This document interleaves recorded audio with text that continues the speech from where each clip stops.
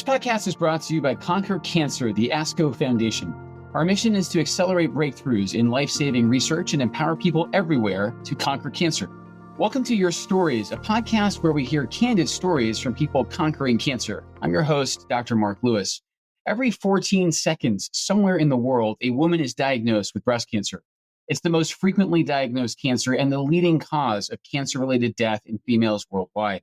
And while a cancer diagnosis can be devastating for anyone of any age or gender, one group faces a particularly unique and complex set of challenges: young, working mothers.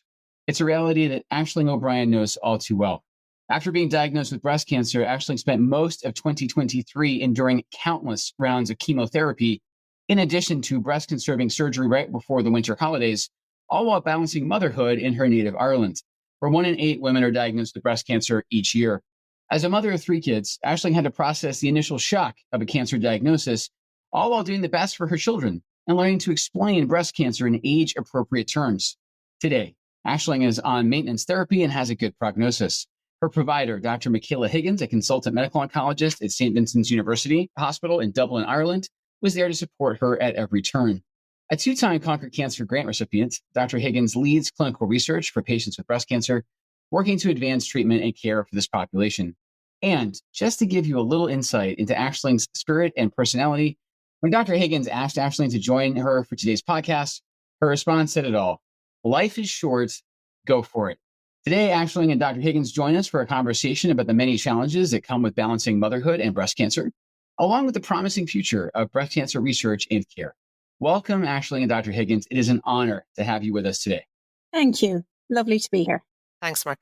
Yeah, absolutely. Before we get started, let's talk geography. Where are you joining us from today? I'm in Wicklow, which is the county south of Dublin, so on the east coast of Ireland. I'm in Dublin, which is the capital of Ireland, on the east side, just above Wicklow, and about 20 minutes from the hospital where Aisling got all her treatment.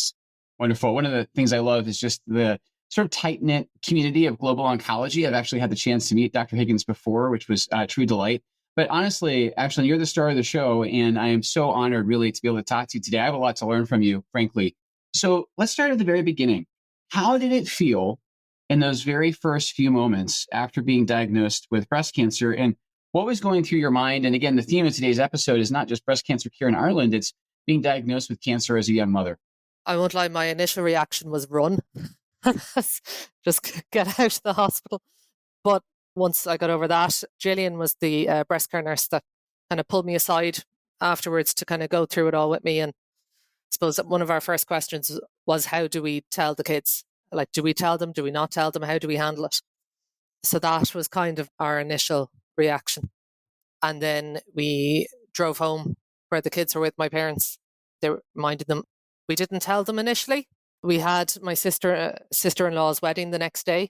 So we kind of kept a lid on it for the weekend. And then when we came home, then we sat them down. And initially we just explained it like, Mammy's going to be sick. She's going to have to go to hospital, but that I'm going to be fine, but it's going to be a tough few months. That was how we initially explained it. And then as kind of time went on and more people found out, the thing with Ireland, I suppose, is it is a kind of, I'm sure, like the oncology community, it's very close-knit. So everyone knows everyone's business. So I was diagnosed in mid-July and the kids would have been going back to school at the start of September. So we didn't want it to be a case where the kids heard it from someone else, from a kid in class or, a parent or another parent or whatever. So, and my eldest was 10 at the time. So it was 10. Then Keen was 8 and Beth was 4. So we told the boys, we explained that I had cancer. Thankfully, they didn't really have a frame of reference. No one else in my family had ever had it. So they were quite practical about it. They're kind of like, okay. And then, what's for dinner? So they moved on quite quick. Relaying that initial fight or flight response, I think, is incredibly relatable. I often describe that the first consult with a patient from my side of the exam table, I see them go through what I call the tinnitus of terror. Like, I confirm they have cancer, and you can tell that their higher cortex gets less functional and their fear center, their amygdala kicks in. That's very, very relatable. And then you had to compartmentalize through that weekend with your family, which must have been very difficult. And then you had to relay it to your children. For what it's worth, I was 8 when my father was diagnosed with cancer. And It was very abstract to me until I started seeing him go through physical effects, both the scars of surgery and then the hair loss with chemotherapy. Dr. Higgins, can you share, with her permission, of course, can you share some more insight into Ashling's case? And have there been any unique factors you want to share with us involved in her diagnosis, treatment, and overall care plan? Well, Ashling, like about 20% of breast cancer patients, has particular breast cancer that overexpresses HER2 or so-called HER2 positive breast cancer. And by itself, that tends to be a bad actor. And patients used to do quite poorly with that type of breast cancer. But over the last couple of decades, we have more and better therapies that target that very thing, that HER2 that drives that cancer. And it has meant that the treatment is fantastic. And those patients, if they can receive the treatment, now have a really excellent prognosis. But they need a lot of treatment. And I think what Ashling's, the 12 or 14 months she's gone through, gives you a snapshot of how much treatment she needed. And it is not easy. It's among the toughest treatments we give. She had to have a 4-drug regimen every 3 weeks in our day ward. It's really tough stuff, lots of potential toxicities, not a bit easy. And then you have to face into huge surgeries, maybe reconstructions and radiotherapy and hormone blocking therapy. So I think what it's going to describe is a really tough load of treatment that is really survival of the fittest. You know, we give it and it really helps if you're young and fit to begin with, because it's really going to knock the stuffing out of you getting through all of that. And Aisling has, as you can see, a brilliant attitude, but it is not easy. And she's a case that she needed a lot of treatment. I think her prognosis now, thank goodness, is going to be excellent, but it took a lot. And I wish we could do as well for all of our patients without having to put them through so much. As you know, oncologist to oncologist, I completely agree with you. And actually, I hope you understood that she was giving you due credit there for everything that you have endured. Again, rationally so, but gosh, you have had sort of the kitchen sink, and again, with very good reason. So while undergoing cancer treatment, which as Dr. Higgins spelled out is sort of multimodal for you and has been in these different phases, what were some of the biggest challenges you faced, both personally and as a mother? Letting go was one, especially at home. I would be the organizer of the family, the planner. Both my husband and I would have worked full time. I'm going back to work next month, but would have worked full time. And then, you know, the children's calendar with all the sports and all the activities. So I suppose letting go, number one, was tough. Accepting help, because everyone wanted to help. All the like I live in the countryside, the kids go to a local school. All the neighbours wanted to help. And just letting them, accepting the help, accepting the dinners, accepting that my husband's not going to hoover the house the way I want him to hoover the house. And, you know, or that's not how I cook that dinner, or, you know. But yeah, leaning into the treatment. You kind of establish yourself, I think, appropriately as the sort of nucleus of your family. So, you know, when you were sick, it sounds like hard to accept other people helping you more. We sometimes wonder about, when we talk about side effects, as oncologists, and I know I'm guilty of this, I tend to focus on the physical aspect, but I think you're telling us that there was a psychological domain to this as well. Oh, definitely. Yeah. Between the chemotherapy, the 2 surgeries and the radiation, chemotherapy was by far the toughest, but it was more because I had a lot of time on my own and a lot of time to think and overthink at times. I didn't really have the head for watching TV or reading or anything like that. So you kind of spend a lot of time up here, which isn't always wise when you're going through something like that. I'm very careful not to compare my experience too closely to yours. So I had a major cancer surgery 7 years ago. I did not require chemo. I did not require radiation. Okay. But what you said really resonates with me, because I had all these grand ambitions for what I was going to do at that time. In fact, I tried to read James Joyce, not for the first time, and I couldn't do it. I just could not focus. And you're absolutely right. You sort of get into your own head and you can get into some pretty vicious cycles there. So actually, I'm going to switch here to your wonderful doctor. So Dr. Higgins, from your perspective, while you're providing care for a patient like Aisling, and actually Aisling in particular, what challenges have you seen her endure, especially in the context of motherhood? And while I know you care very much for all of your patients, how does that differentiate her experience from maybe some of your other patients? Well, I'm always struck by the young mothers. I think they have even more to carry and emotionally bring themselves through than any of our other patients. And of course, this is a generalization. It is not easy for anyone to have cancer or go through cancer treatment. In general, I love looking after young mothers. I find that they are extremely motivated. You are not going to find a mother who does not want to do everything to stay alive and well for her family. They never think of themselves first. Ashling's reaction, how will we tell the children, is so typical. Their first thought, that mama bear, what does she think of? She's not thinking of herself. She goes to the children. So they're marvelously motivated. They put up with really tough stuff, and they do all of that while still carrying the mental burden of who's going to look after the children. What about his swimming suit? And did anyone remember to pack his lunches? I just think as a group, they're fantastic, and they are carrying that X factor, that just extra mental burden that a lot of women and mothers carry day to day. And they're doing all of that while going through the cancer. So they have unique challenges. And can I say, for Aisling and for all of our patients who haven't gone through the menopause naturally, that adds a whole other layer of difficulties and nasty symptoms. And maybe Aisling would share a little bit of that with us, because that is not to be underestimated as a side effect of chemotherapy for women who have not gone through natural menopause yet. Yeah, that was not pleasant. The kids were all very well trained. I had a little handheld fan, and whenever a hot flush would come on, I'd shout, "Get Mammy's fan!" And one of them, they'd all run in opposite directions trying to find it. So yeah, no, the menopause is not pleasant. I'm looking forward to doing that again in a few years. Can I ask, Ashley, I kind of already hinted at it. I don't want to presume, but did you lose your hair through the initial part of chemotherapy? Oh, yes. Yes. And actually, never mind that. Well, the hair in my head obviously was very upsetting. But the most annoying part was the hair in your nose. The hair up your nose goes. So you have a runny nose and it's just like, boom, you need a tissue at all times, or nosebleeds as well from the chemo and that sort of thing. So that was annoying. But actually, speaking of the hair loss, a couple of days after I shaved my head, my youngest Beth, she turned 4 that June. And so this was, say, August. And she's not known for her tact. She came into me in bed. She came into me one morning and she said, "Mammy, you need to wear your new hair today," because I'd gotten a wig. And I said, "Oh, why is that?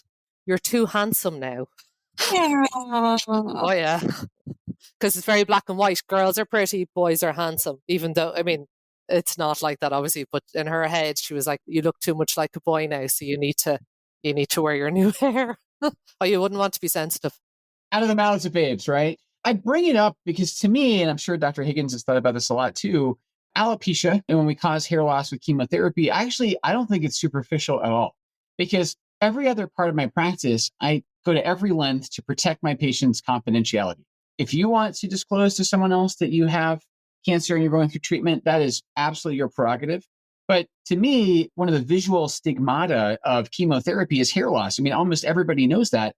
And so for my father, it was 2 things. He was not a vain man. When he lost his hair, his biggest problems were, he said, it was very chilly. He didn't realize how much hair keeps heat in your head. And then it was basically impossible for him to conceal his diagnosis. And so I actually am quite sensitive, maybe not as sensitive as I need to be, but quite sensitive to hair loss as a very well-established side effect of chemo. Yeah, the regrowth as well is difficult. There's a lot of awkward phases. We were in Italy on holidays, and with the humidity, I was like Ronald McDonald. It was huge. There was nothing keeping it down. One of my patients actually thanked me because she used to have apparently quite curly hair that was difficult to straighten. And we did some pretty weird things to the follicular stem cells. Sometimes as the hair grows back, it's completely different. And so now she's essentially gotten, in the most difficult way possible, straightened hair. And she likes that. Other people don't. Other people have it come back and they want it the way it was before. Yeah, I'm not sure yet. It hadn't been this short since I was a kid. So at the moment, it's growing straight and high. This is largely an audio format, but you look fantastic. I have to tell our listeners that. It's clipped down. I like it. When Dr. Higgins was describing you, and I think we're always very careful not to make you your tumor. So you are obviously a wonderful, unique person. But as oncologists, sometimes we do have to sort of think about disease biology, and then we use terms like HER2 positive.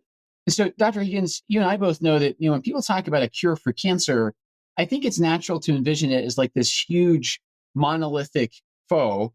I actually think we're making more progress both conceptually and medicinally by sort of splitting rather than lumping. And even something like breast cancer, as you've already very nicely explained, is really an umbrella term for a subset of diseases that are sort of aggregated together. So can we talk a little bit more about HER2 positive breast cancer, and to what extent has Conquer Cancer funded research sort of informed your treatment approach for Aisling and other patients like her? Well, I was thinking a little bit about this. So thankfully, Aisling and I have access to gold standard treatment at the moment, and that's not always the case in Ireland or certainly in other parts of the world. But Aisling received a multi-drug regimen that I referenced before that we call TCHP, which has a lot of drugs in it. And a regimen like that, we recommend for a patient on the backs of the many thousands of women who went before Aisling and took part in clinical trials. And from those very kind, selfless women, we've learned how best to treat breast cancer. For example, it's 2 decades now since we learned that if we give something that targets the HER2 in addition to chemotherapy to women in Aisling's position, it halves the risk of the cancer coming back. That's massive. That's really impactful. And then over subsequent years, through further studies, we learned that perhaps we actually don't have to give the drugs that potentially cause cardiac toxicity at the same time. So anthracyclines, or the red devil doxorubicin, was the backbone of chemotherapy. And for many women with breast cancer, it still is. But when given with the drugs that target HER2, unfortunately, those women are at increased risk of heart toxicities. So some investigators have studied that over the years and have learned that actually patients can do just as well if you leave out the anthracycline and continue to target the HER2 with other chemotherapies. And then laterally, we learned that, gosh, they do even better if you use 2 drugs to target the HER2. That's why Aisling got 2 chemotherapy drugs, but didn't get an anthracycline. And then she got 2 drugs targeting the HER2. So while she came in and I very quickly wrote the prescription for those medicines, there actually were decades of research. And I personally didn't do the research that led to the evidence base that gave Aisling's regimen, but Irish patients did. Irish patients took part in the original studies of HER2 in early breast cancer and in the subsequent studies that showed that you could leave out an anthracycline. So on the backs of those women, the regimen that we gave to Aisling was proven to be most beneficial. And in Aisling's case, as in many others, it works really well. So it's exciting to understand that we think we're doing reasonably well today. There's room for improvement. But this is why research is so important and why people should be funded to have time to devote to really thoughtful, impactful clinical trials that better serve patients. It's really exciting. It's one of the best things about oncology as a field that we get to do this. I entirely agree with you. And I'm not a breast cancer oncologist. Actually, I actually treat almost exclusively cancers of the gut. But one of the things Dr. Higgins will know is that so much of what we call solid tumor oncology, I would say breast cancer care and research leads the way. There are actually many drugs that, if you'll forgive the expression, I have poached from my breast cancer colleagues like Dr. Higgins, and they can work wonderfully well in very specific scenarios where there is such a thing as HER2 positive colon cancer.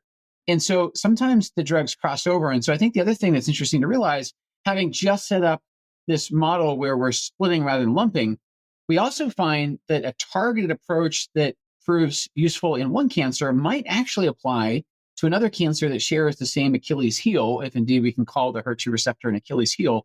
So much of what you said, Dr. Higgins, was important. I think you and I as oncologists, but I think really important for the audience to hear that there's really not a reason to be nihilistic, even pessimistic, because the arc of history is bending towards progress.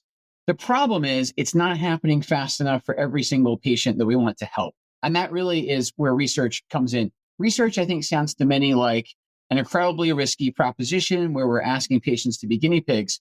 I would counter by saying, really, the only way we're going to get better, short of sheer dumb luck, is through clinical trials. And even those have to be undergirded almost always by basic science.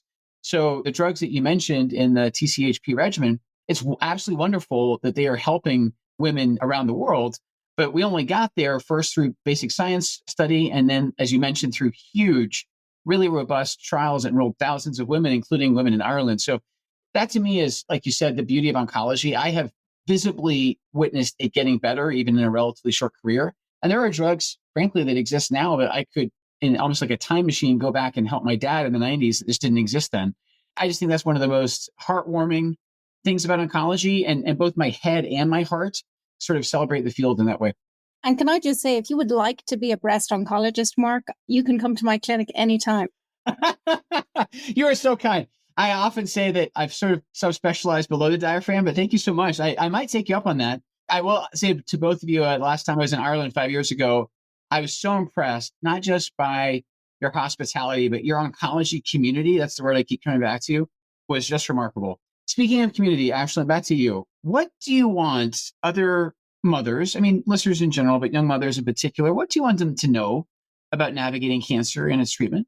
It's a tough one. Like I said earlier, take the help. Don't be a hero. That doesn't help anyone. But I think it's also important I was talking to one of my best friends there before this, trying to come up with some sort of advice. And she said it's good to have an outlet just for you. So for me, I felt week number 3, I was feeling good. So I'd either try and play a bit of tennis or I'd go to her house and we'd binge watch TV. I'd let out all the fears and worries that I had that I couldn't say at home. You know, I wouldn't want to upset the kids. So I think it's important for you to have an outlet like that as well. I think that's so well said. So basically, kind of give yourself permission, give yourself grace. And one thing I just inferred there, so were your chemo cycles, they were 3 weeks in length, is that correct? Yeah. So you actually, it's not a pattern you ever necessarily want to fall into, but you quickly discerned that there was this pattern, and then you could almost budget time within that 3 weeks. As women, you might appreciate this. One time I was explaining to a patient that they were going to be on this treatment and the rhythm was monthly. And they looked at me and they said, Mark, Dr. Lewis, you're mansplaining. You don't have to tell me about monthly cycles. And I thought, they're 100% correct, You walked into that one. right? Yeah, exactly. I walked right into that one. So this thing's going to happen. It's not in your control. It happens every 4 weeks, almost 6. Yeah. But I think it's important for you to point out that cancer is profoundly destabilizing, obviously. It can make so many things feel out of your control. So what I've seen as a useful coping mechanism for my patients, and that includes young mothers, is trying to wrest some of that back. Like once you have a calendar and you can kind of carve out, I hope, some time for yourself, really taking advantage of that, not feeling guilty at all. Actually, I think hopefully quite the opposite. So I think your words are so powerful. The permission to give yourself time and space. I think that is really, really important for our listeners to hear. Actually, I really do. It's okay to Netflix and chill. Yeah. Absolutely. Have the glass of red wine. There you go. Yeah. Followed by a hot tush. Yeah, exactly. Glass of wine in one hand, fan in the other. There you go. So, Dr. Higgins, we just talked about where we've been. And again, I'm not going to hold you to be like a perfectly clairvoyant oracle here, but within the next 5 to 10 years, how do you see advancements in breast cancer research sort of helping to continue improving outcomes and quality of life for young patients with breast cancer, and perhaps especially those who are parents? I think we've done very well, as you point out, in breast cancer. We've been very busy. We've made a lot of progress. We've more and better drugs available than ever before. I actually wonder if we could try and do a little bit less and maybe focus on how we can improve our patients' quality of life and really hone down who needs this treatment and who perhaps doesn't need it and could get away with less intensive treatment and preservation of their quality of life. So that's all about developing the phrase we use as biomarkers, tests that indicate which patient really needs that therapy and is likely to benefit from it and those that can't. And perhaps we don't need to give as much for as long a period of time. So I personally hope that over the next 5 to 10 years, we actually have studies where we're perhaps trying to use therapies in a smarter, more streamlined way. And the other really important thing that we're starting to do now, more than we ever did before, but a growth area for us, is getting patients in early and having them design and plan the studies with us so that we're really asking the right questions and designing studies that are most impactful for our patients. And that should be not just drug interventions, which are great and we need those, but everything from diagnosis to survivorship and beyond. So that's where we're evolving. We're getting better at this, but I really think the next 5 to 10 years is going to see a new breadth of studies driven by patients about all aspects of their care. And we're certainly looking to involve our nursing staff, our allied health professionals. It's not just about traditional clinical drug trials as we know them.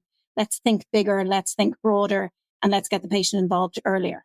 That is so well said. The word that kept popping into my mind as you were responding is actually de-escalation. Yeah. So I think when you and I attend these conferences and we're hearing about breakthroughs, I think it's really easy, even for me, frankly, to envision this is all going to be about new drugs. And what has really warmed my heart in the last several years is when we go to, say, like our largest oncology meeting of the year, and there's 40,000 of us together, sometimes we're actually celebrating is just what you said, actually being able to do less without compromising patient survival, but hopefully improving their quality of life. And Ashley, I promise you'll get the last word here, but what I was going to say, and I think this will actually resonate with you, is a lot of the drugs I give cause neuropathy. They cause nerve damage. And one of the big advances in my treatment of colon cancer over the last several years was realizing that for a lot of patients, I can give half the amount of chemo. Their survival is no worse, and they have 1/3 the risk of neuropathy. And to me, that's actually a huge leap forward. You can look at the survival and it looks like it's plateaued, but to me, what's just as important is what you're not seeing is that, now we are sparing, a significant number of people nerve damage through chemotherapy. And that, again, that makes me sleep a little easier at night. It weighs a little less heavily on my conscience. As you've gone through treatment, I know there's got to be side effects that you've endured that, as wonderful and perceptive as Dr. Higgins is, maybe there's some things that only you can feel and she can't test for them. So I think quality of life and proactive engagement of patients and advocates in designing studies is so, so important. Oh, definitely. I mean, I was lucky in that I didn't really have any bad side effects. I was able to always do my chemo. My bloods are always fine. I don't like using the word lucky in any of this conversation, but it was definitely an easier path for me than it could have been, considering, like you said earlier, the kitchen sink was thrown at me. I still don't want to do it again, but one and done, no more. Amen. Yeah, there you go. I want to give credit to both of you. I mean, you're both remarkable women. And to me, this is the other thing that I was going to mention to you, Dr. Higgins, is that you and I as scientists, and even we can say sort of, armchair medical historians, can see things getting better. But what keeps me coming back to clinic every day is the therapeutic alliance that we have with our patients. For sure. There's things to be said about both sides of the exam room. You, Dr. Higgins, have to apply to the best of your ability the most current science, the most available treatments, and really deliver treatment to Aisling in as close to a customized regimen as possible. And then Aisling, you're the one that has to endure those things. I often feel like I have not had a taste of my own medicine. Some people look at me as a cancer patient. I guess that's a label that can be applied to me, but I've never had chemo. Okay, I've never had chemo. I wouldn't recommend. Would not, 1 star, would not recommend. When my wife was going through pediatric training, they made her taste all the antibiotics so she would know why they were so unpalatable to children. They don't make us do that ethically. I don't make us do that as oncologists. So sometimes we know not of what we speak. When we talk about side effects, you're the embodied expert. And I think that's why Dr. Higgins was saying it makes sense to involve patients in studies rather than try to guess or speculate about quality of life. You guys are the experts. I was just going to say, I did not look after Aisling alone on this journey at all. As she's mentioned, we work with a team of wonderful nurses, psychologists, dietitians, physiotherapists, occupational therapists, but our clinical nurse specialist, Gillian, and Rachel has worked closely with Aisling and provided so much support. Our day ward nurses are fabulous. I am very fortunate to work with a very wonderful team that took care of Aisling. What I was going to say was, well, I agree with what you just said, obviously, but dealing directly with Michaela was lovely. I've never felt like I was being rushed. Everything was explained in detail. I could ask the stupid questions. And I just think that's so important because especially my initial meeting with you, Michaela, I'm sure you don't remember it, but I do because it was like, oh my God, what's going on? But I came away feeling calm because you clearly knew what you were doing and you explained it very well and you made me calm. It was the first meeting I'd had when I was diagnosed that I wasn't upset in, which was good. There was a lot of emotions at the start of the process. So thank you. I really mean that. Oh, wonderful. What a lovely thing for me to get to hear. Is it any wonder I'm a breast oncologist? What a privilege. Thank you, Aisling. So, Aisling, as we draw our conversation to a close, obviously conquer cancer is a phrase that we use a lot on this podcast and with our research and funding research. What does conquering cancer mean to you? I think it's a huge achievement. I kind of don't think it's sunk in yet. It still kind of seems surreal what the last 12 months, what's happened to me. And I'm slowly getting back to what is now my new normal. It's given me a lot of perspective. I don't sweat the small stuff. I don't get nervous about things anymore because, what's the worst that could happen? You know what I mean? It's shown me that I have a strength that I never knew I had. I think even my husband would have thought I would be a terrible patient. Well, I was really good. And my mother is a retired nurse and she confirmed. I got sent a text accidentally. It was supposed to go to her sister. And she said, or it was my brother, I think was supposed to go to. And she confirmed, actually, she's a really good patient. So that's the highest praise from a retired nurse. I love it. I just got on with it. I was just like, okay, we need to do this. It'll be worth it. It'll work. Let's just go through it. I absolutely love that. And honestly, getting to know you during our conversation, like your spirit just kind of shines through. You're very inspiring. And I really mean that. That's not me being disingenuous or paying you lip service. It's the truth. And I know Dr. Higgins agrees with me. So Michaela, very similar question, but from your perspective as a physician and as a Conquer Cancer grant recipient, what does Conquer Cancer look like or mean to you? I would love it to mean that every patient across the world gets to have the same opportunities and to receive quality cancer care. And unfortunately, we know that's not the case. We've spoken a little bit today about HER2 targeting medicines.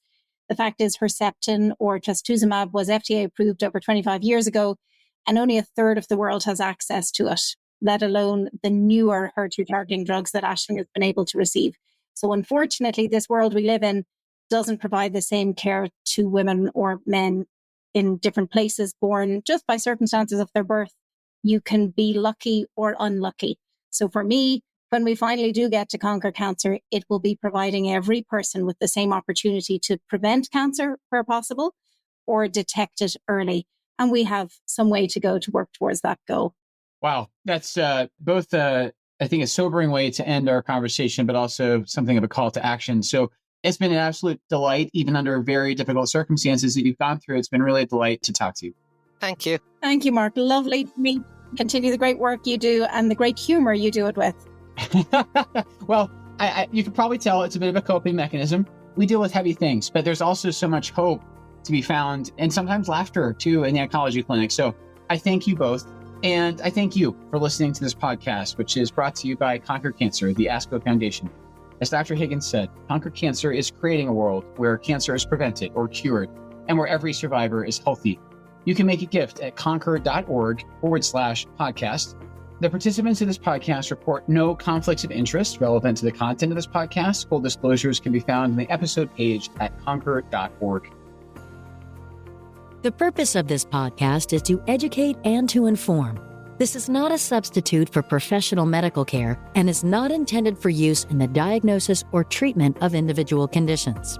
Guests on this podcast express their own opinions, experience, and conclusions. Guest statements on the podcast do not express the opinions of ASCO. The mention of any product, service, organization, activity, or therapy should not be construed as an ASCO endorsement.